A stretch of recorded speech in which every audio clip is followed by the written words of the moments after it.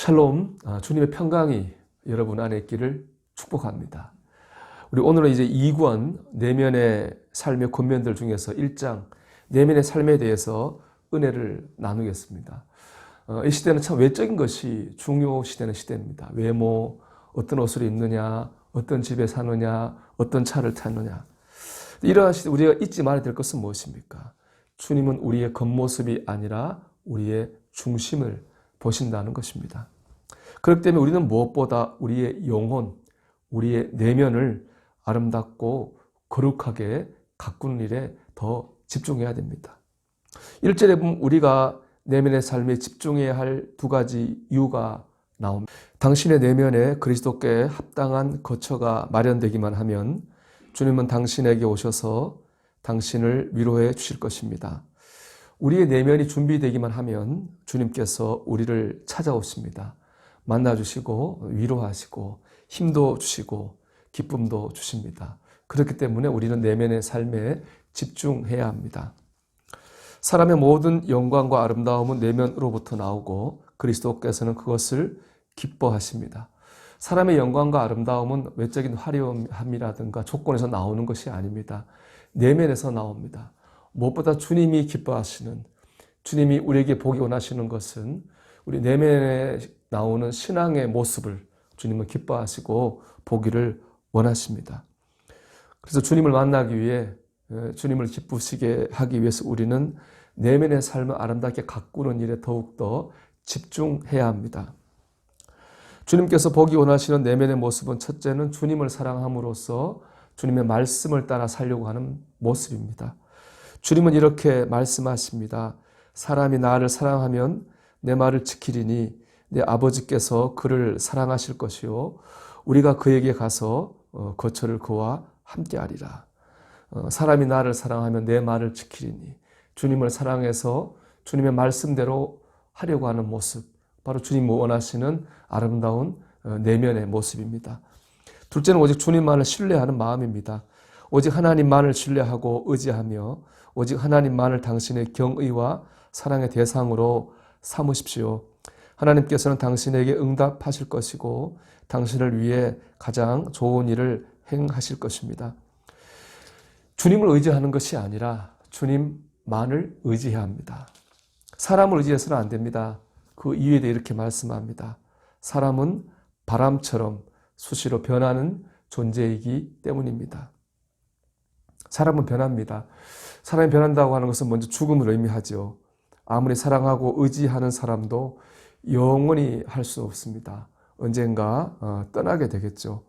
근데 그 사람을 너무 의지하면 그 사람의 죽음을 받아들이기 힘들고 이후에 너무 힘든 과정을 겪게 됩니다. 두 번째로 사람이 변한다고 하는 것은 글자 그대로 변하는 것입니다. 어제까지 친구였던 사람이 오늘 적이 될 수도 있습니다. 사랑했던 사람의 미움과 증오의 대상으로 변할 수도 있습니다. 그러면 우리는 하나님만을 의지해야 됩니다. 하나님과 사람 중에서 분명히 선택해야 합니다. 하나님과 사람 사이 선택한다고 하는 이런 것입니다. 내가 의지할 사람을 내가 찾느냐, 아니면 내가 의지할 수 있는 사람을 하나님을 통해서 찾느냐 하는 것입니다. 우리 하나님을 의지하는 가운데에 하나님께서 내게 필요한 사람을 보내주시기를 주님을 바라보면서 기도하는 삶을 살아야 됩니다. 이렇게 우리의 내면의 삶을 잘 관리하려면 두 가지를 해야 되는데요. 첫째는 천국을 바라보아야 합니다. 이 땅은 당신의 안식처가 아닌데 왜 쉴 새 없이 두리번거리며 무엇인가를 찾는 것입니까? 당신의 본향은 하늘에 있기 때문에 이 땅의 모든 것은 단지 지나가는 것들 뿐입니다. 이 땅의 모든 것을 지나가고 당신도 마찬가지로 지나가는 존재들입니다. 땅의 것들에 집착하여 사로잡혀서 멸망하지 않도록 조심하십시오. 이 땅은 우리가 영원히 살 곳이 아닙니다. 우리의 목적지, 우리의 본향은 천국입니다.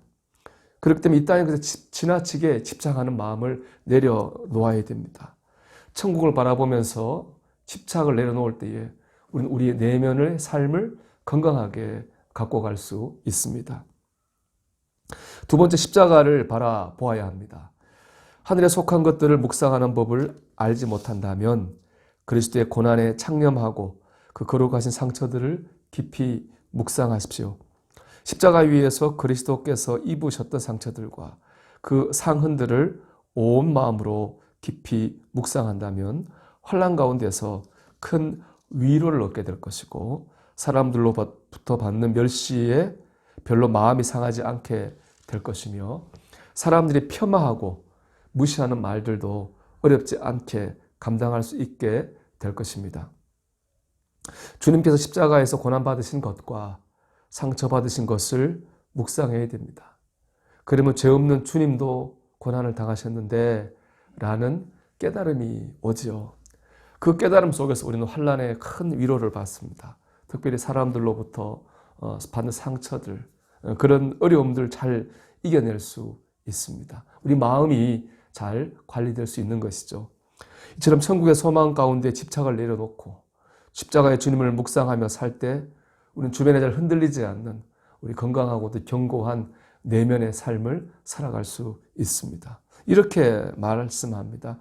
내면이 잘 정돈되어 있는 사람은 다른 사람들의 기괴하고 악한 행위들에 전혀 신경이 쓰이지 않습니다.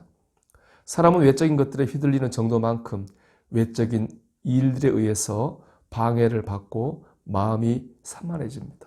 그렇습니다. 내면이 건강한 사람은 외적인 것들에 흔들리지 않습니다. 우리가 외적인 것에 흔들리는 만큼 우리의 내면이 외적인 것들에 방해를 받고 있다는 증거입니다. 많은 것들이 당신을 불쾌하게 하고 자주 괴롭게 한다면 그것은 자기 자신에 대하여 완전히 죽지 않거나 땅에 속한 모든 것들로부터 완전히 벗어나지 않았기 때문입니다. 여러분 그렇습니다. 우리가 내면의 삶에 집중해야 되겠습니다. 그럴 때 주님과 깊은 교제를 할 수 있고 주변의 사람들이나 환경에 흔들리지 않는 견고한 삶을 살아갈 수 있습니다. 우리 한 주간도 천국의 소망을 바라보며 자꾸 집착을 내려놓고 주님의 십자가 고난을 생각하며 우리가 주님을 통해서 힘을 얻음으로 말미암아 흔들리지 않는 견고한 내면의 삶, 주님이 보기 원하시는 그런 아름다운 내면의 삶을 살아갈 수 있는 저와 여러분이 되시기를 주님의 이름으로 축원합니다.